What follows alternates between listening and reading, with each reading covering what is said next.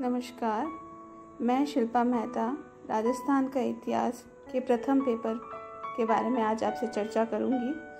आज हम जो शीर्षक लेने वाले हैं वो है राजस्थान में सामंत व्यवस्था।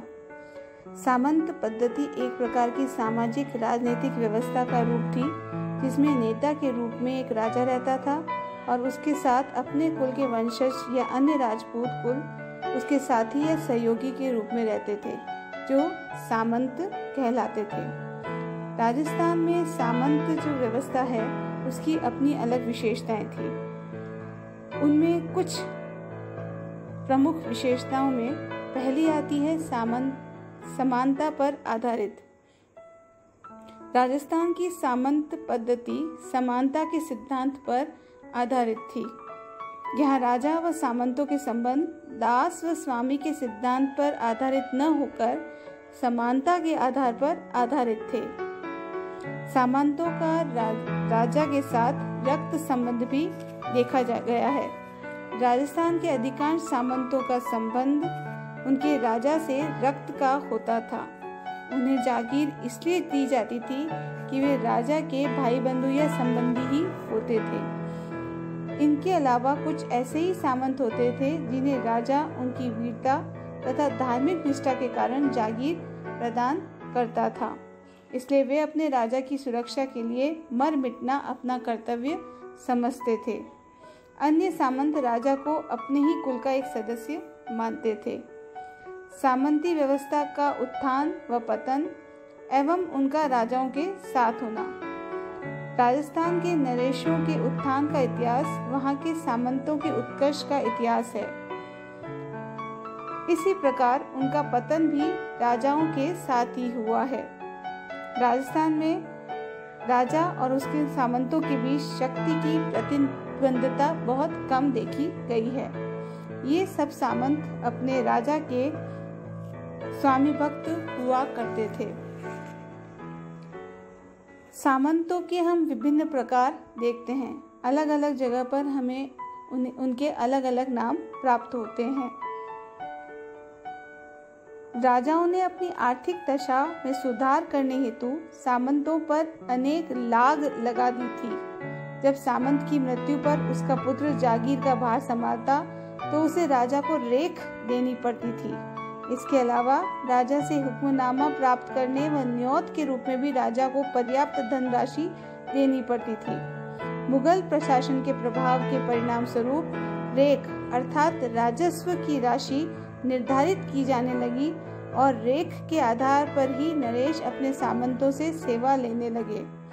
दो प्रकार की रेख हम देखते हैं। पट्टा रेख, जिसका तात्पर्य जागीर की उस अनुमानित वार्षिक आय से था जिसका राजा पट्टे में उल्लेख करता था, और भरतूर रेख, जिसका प्रयोजन उस रकम से होता था जो जागीरदार पट्टा रेख के आधार पर राजा के खजाने में जमा कराता था। मुगल प्रभाव से पूर्व सामंतों को केवल चाकरी के अलावा अन्य कर नहीं देना पड़ता था। बीकानेर में हमें सामंतों की 3 श्रेणियां प्राप्त होती है। पहली राव, दूसरी राव बीका के वंशज, तीसरी स्थानीय अधीनस्थ सामंत। प्रथम 2 श्रेणी के सामंत सामान्यतः वंशानुगत होते थे। वे आसामीदार, चाकर और पट्टायत कहलाते थे। इन 2 श्रेणियों में अर्थात प्रथम 2 श्रेणियों के सामंतों को राजा से पट्टा पाना आवश्यक था। पट्टे में सैनिक व असैनिक चाकरी उल्लेखित होती थी। पट्टा प्राप्ति के लिए सामंत को धन देना पड़ता था। धन राशि के निर्धारण का कोई नियम नहीं होता था। शासक परिस्थितियों के अनुकूल स्वेच्छाचारिता से ये रकम वसूल कर सकता था। आसामीदार, चाकर, पट्टेदार अपने छोटे भाइयों को गांव प्रदान कर सकते थे। पट्टेदार सामंतों को अपराध करने पर ही न्यायालयों में उपस्थित होने से मुक्त रखा गया था। ये सामंत पुत्र न होने पर राजा की अनुमति से पुत्र को गोद भी ले सकते थे। इस श्रेणी के सामंत अपनी जागीर में राजस्व वसूल करते और राजस्व की दर निश्चित भी यही लोग किया करते थे। इसके अलावा हमें सामंतों की अन्य श्रेणियां भी दिखाई देती है, जो है भौमिया सामंत और ग्रासिया सामंत।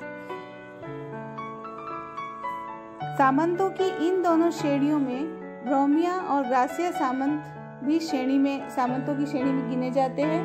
राजस्थान की सामंत व्यवस्था में इनका भी महत्वपूर्ण स्थान था। ब्राह्मण वे सामंत होते थे जिनके पूर्वजों ने सीमांत की सुरक्षा अथवा राज्य की सुरक्षा हेतु अपने प्राणों का बलिदान दिया हो।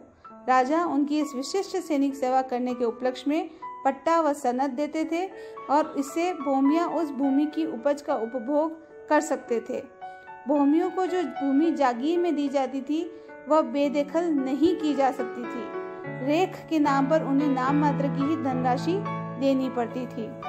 ग्रास्य सामंत वे जागीरदार थे जो सैनिक सेवा के बदले शासक से भूमि का उपज का ग्रास प्राप्त करते थे। यह भूमि का टुकड़ा ग्रास राजा द्वारा पट्टा व सनद के माध्यम से दिया जाता था। यदि इस पट्टे के उपभोक्ता सेवा से हटा दिए जाते तो वे अपने कर्तव्य पालन में किसी प्रकार की शिथिलता दिखाते या वे राजा की आज्ञा का उल्लंघन करते तो उनसे पट्टा छीन लिया जाता था।